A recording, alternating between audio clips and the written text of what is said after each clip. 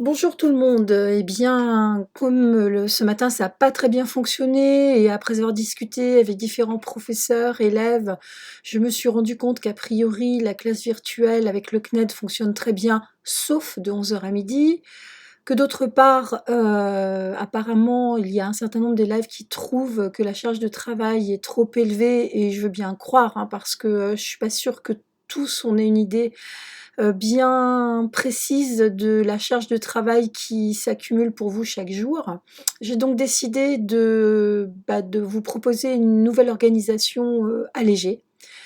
Une classe virtuelle chaque lundi à 10 heures, c'est sur votre heure normale d'emploi du temps. Donc une seule, c'est à ce moment-là. Avec le même lien pour le moment qui a priori devrait bien fonctionner parce que j'ai déjà vu avec les classes de seconde à cette heure-là, j'ai pas eu de soucis jusqu'à présent.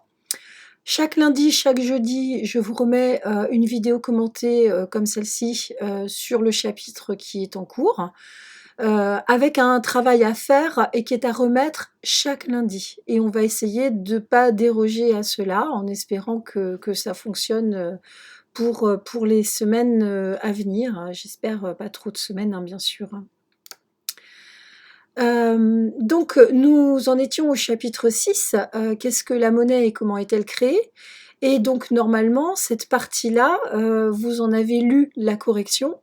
A priori, c'est une partie pas très complexe, hein, mais si vous avez des questions qui restent en suspens, bien, c'est précisément pour ça que je maintiens quand même au moins une classe virtuelle, par semaine. Je rappelle qu'il y a également la messagerie Slack. Si vous n'y êtes pas encore, eh bien, faites-moi signe pour que je vous invite. C'est quand même très bien pour communiquer. Là, je crois que j'ai, presque une vingtaine de personnes, hein, qui sont sur la messagerie. Donc n'hésitez pas à me contacter, via guruneslycée@gmail.com. Donc aujourd'hui, ce qui était en question, c'était de savoir qui crée la monnaie. Hem Donc, on commençait par un petit vrai-faux. Les banques ne possèdent pas l'argent. Donc, eh bien, c'est vrai, elles ne possèdent pas d'argent, curieusement. C'est-à-dire qu'en fait, on a souvent une idée on a une image depuis qu'on est enfant avec des banques et des coffres-forts qui contiendraient de l'argent. En réalité, il y a très peu d'argent, donc sous forme, comme vous avez appris dans la première partie, sous forme métallique, sous forme de billets, c'est-à-dire la monnaie fiduciaire. Il y en a très peu dans les banques. L'essentiel, c'est de la monnaie dite scripturale, c'est-à-dire sous forme d'écriture dans des comptes. Le bitcoin est une monnaie comme les autres? Non, pas du tout justement, on va voir au fur et à mesure de ce chapitre à quel point le bitcoin n'est pas juste une monnaie virtuelle, comme on l'appelle rapidement dans les médias, mais quelque chose de fondamentalement, comment dire? Disruptif, c'est-à-dire une modification profonde de ce que c'est qu'une monnaie. Le gouvernement français peut fabriquer des euros dès qu'il le veut, l'UE peut fabriquer des euros dès qu'elle le veut, c'est faux dans les deux cas. C'est justement ce qui est en question aujourd'hui, là où on va comprendre qu'on va avoir besoin de beaucoup d'euros dans les mois à venir. Et donc vous voyez que ce chapitre est au cœur de l'actualité. Il faut que la banque ait d'abord l'argent en réserve avant de le prêter. C'est faux. Là encore, on va voir que non dans ce chapitre. Moins de 10% de la monnaie en circulation dans l'économie est constituée de billets et de pièces. Eh bien, c'est tout à fait vrai. Le reste, c'est de la monnaie d'écriture, de la monnaie scripturale, et c'est ce qui rend la création monétaire possible. La monnaie d'un compte bancaire, c'est de la monnaie scripturale, tout à fait vrai. Et 50% de la monnaie que nous utilisons en France, c'est de la monnaie scripturale, c'est tout à fait vrai. Alors, l'exercice qui suivait reposait sur le visionnage d'une vidéo. Vous en retrouverez le lien un peu partout sur votre dossier, etc. En réalité, donc il s'agit juste du script, hein, de la vidéo. Donc je vais pas vous lire la totalité de ce document, hein, je vous laisse en prendre connaissance dans le fichier PDF que je vous ai adressé en même temps. L'idée donc c'est que l'essentiel de l'argent dont un banquier dispose, c'est de la monnaie scripturale, donc aujourd'hui c'est toujours le cas.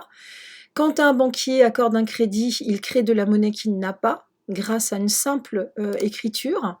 Donc il se passe de la manière suivante, hein. Ma banque donc m'accorde un crédit, ce qui se traduit par l'écriture de la somme de 200 000 € sur mon crédit à moi, c'est-à-dire ce que je possède pour pouvoir financer mes investissements. Par contre, pour la banque, ça signifie que la banque, elle dispose d'un titre de créance. Ça veut dire que elle possède en quelque sorte un document sur lequel je reconnais lui devoir 200 000 €. C'est pour ça qu'on met ça à son actif, à ce qu'elle possède. Dans une étape 3, eh bien, cet actif correspond selon le principe toujours de l'égalité comptable. S'il y a un plus de 100 000 ici, il y a forcément un plus de 100 000 du côté de ce que doit la banque. Eh bien, ce qu'elle doit, c'est qu'elle doit me mettre 200 000 € sur mon compte à moi. Donc pour elle, ça veut dire qu'il y a un 200 000 € du côté de son passif, du côté de ce qu'elle me doit à moi. En étape 4, le bilan de l'entreprise A, c'est-à-dire c'est moi, hein, l'entreprise A, l'entreprise Gurune ES, a à son actif une somme supplémentaire de 200 000 €. Et puis en dernière étape, donc il y a ce que je possède en tant qu'entreprise, 200 000 €, mais moi de mon côté dans mon bilan, toujours, vous voyez le principe de l'égalité comptable, il y a un plus de 100 000 ici, mais ça signifie aussi qu'il y a un plus de 100 000 dans les dettes. Voilà le mécanisme de la création monétaire, vous voyez, 200 000 € qui n'existaient pas et qui se sont tout à coup retrouvés injectés dans l'économie par un système d'écriture comptable. Alors, vous voyez le principe, la banque m'a accordé un crédit, donc à l'entreprise. Ce crédit se conclut par un dépôt dans le bilan de l'entreprise, mais ça peut être la même chose pour un ménage. Et ça veut dire que ça va se retrouver, ça va être dépensé à nouveau parce que je vais acheter par exemple des ordinateurs avec ces 200 000 €. Ça va se retrouver dans le système bancaire, qui se retrouve ainsi avec finalement des fonds de garantie qui lui permettent de reprêter des crédits. Et ce qui explique la phrase « les crédits font les dépôts ». C'est parce que la banque m'a accordé un crédit que j'ai eu un dépôt de 200 000 €. Donc, si on fait le bilan à l'échelle alors macroéconomique, hein, je rappelle que ça signifie que c'est quand je regarde l'économie dans la grandeur nationale, quand je fais l'addition de tous les comportements individuels, ça signifie qu'il y a une somme totale de crédits nouveaux qui crée donc un volume d'argent supplémentaire dans l'économie. Alors, pendant le même temps, il y a des gens qui remboursent leurs crédits, et dans ces cas-là, il y a une partie de l'argent qui avait été créée au départ qui va être détruite de cette manière-là.